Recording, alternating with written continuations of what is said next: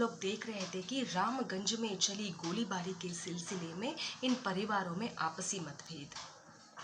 यहाँ पर सविता बहुत ही ब्रॉड माइंडेड है, वो पब्लिक को सपोर्ट करती है। जाहिर सी बात है, अगर परिवार में यूनियन लीडर हो, नेता हो, एक विषय को लेकर या एक मुद्दे को लेकर चर्चा तो होगी ही।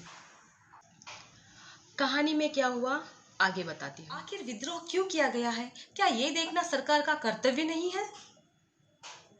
उसी वक्त एकाएक टेलीफोन की घंटी बजती है और शरद चंद्र उस कॉल को उठाता है। हेलो, हाँ मैं ही हूँ। क्या स्थिति है अभी? भीड़ काबू में नहीं है? लूटमार तो नहीं मची ना?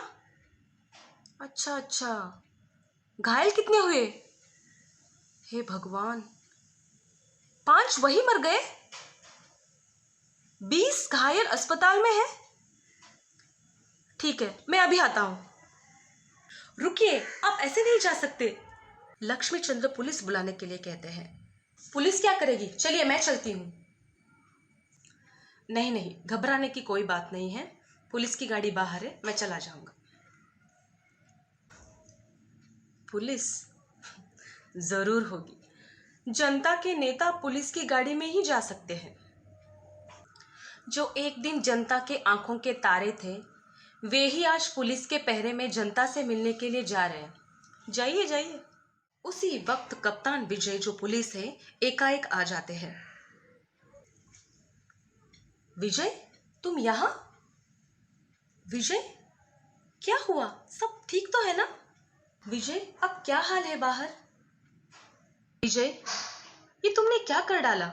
तुमने भीड़ में क्यों गोली चलाई? तुम्हें सोचना चाहिए था।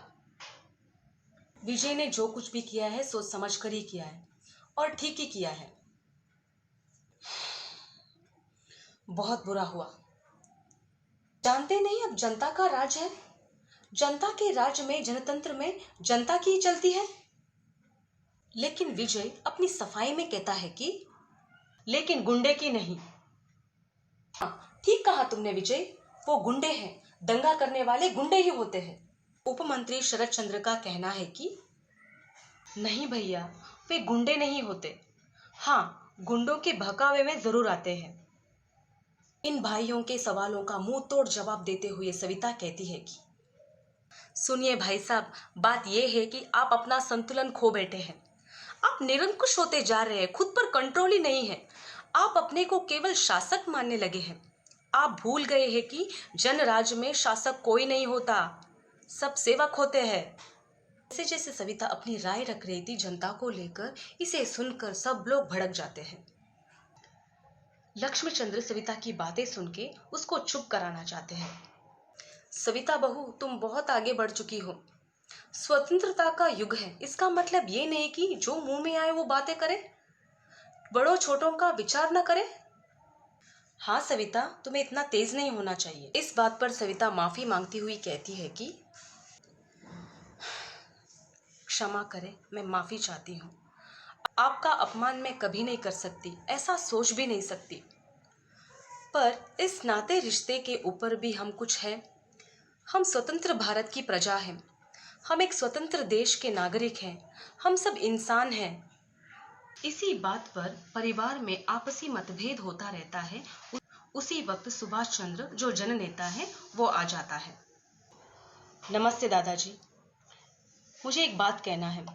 मैं कभी कम्युनिस्ट था न हूं और न कभी रहूंगा, पर मैं स्वतंत्र भारत में गोली चलाना जुर्म मानता हूं। लक्ष्मी चंद्र उसकी बात को टालते हुए कहते हैं कि ओ, चाहे जनता कुछ भी करे, पुलिस को सब अधिकार है। सुभाष चंद्र उपमंत्री शरद चंद्र की ओर इशारा करते हुए कहते हैं कि बेशक है, इसी ने इन लोगों के हाथ में भगडोर सौंपी है। क्यों सौंपी है? रक्षा के लिए या बर्बादी के लिए? अगर जनता ही सबका सर्वनाश करने के लिए तुले तो हमें ऐसे ही बैठना चाहिए? नहीं। पुलिस कप्तान विजय अपनी सहमति देते हुए कहता है कि यही तो हमने किया, गोली चला के जो ठीक समझा वही किया है। इसको सपोर्ट करते हुए उपमंत्री शरद चंद्र कहते हैं कि ठीक कहा तुमने विजय, और ऐसे करने का अधिकार तुम्हें पूरा है। सुभाष, अगर तुम ये सब जानते हो तो कहना क्या चाहते हो? यही कि हमें राज्य की रक्षा करते करते प्राण दे देनी चाहिए, लेनी नहीं चाहिए। हमें देने का अधिकार है, लेने का नहीं। उपमंत्री शरद: देखो सुभाष, ये कोरा आदर्शवाद है।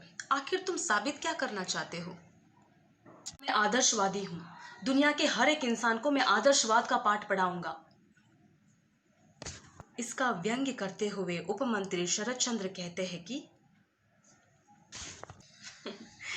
सुभाष, तुम सिर्फ बोलना जानते हो।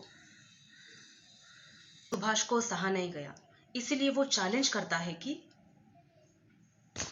ठीक है, मैं जनता से प्रतिज्ञा करके आया हूं कि आज शाम तक गोली चलाने वाले कप्तान पुलिस को मैं मुकत्तिल करके ही रहूंगा। ये क्या कह रहे हो सुभाष? अपने ही घर में अपने ही भाइयों के दुश्मन बनकर आए हो? अपना पराया मैं कुछ नहीं जानता भाभी। मैं जनता का प्रतिनिधि हूं। मैं माननीय उपमंत्री शरद चंद्र से ये बताने आया हूं कि उनकी एक अधिकारी ने निहत्थी जनता पर जो गोली चलाकर बर्बर हत्या की है, उससे मैं बदला लेकर ही रहूंगा।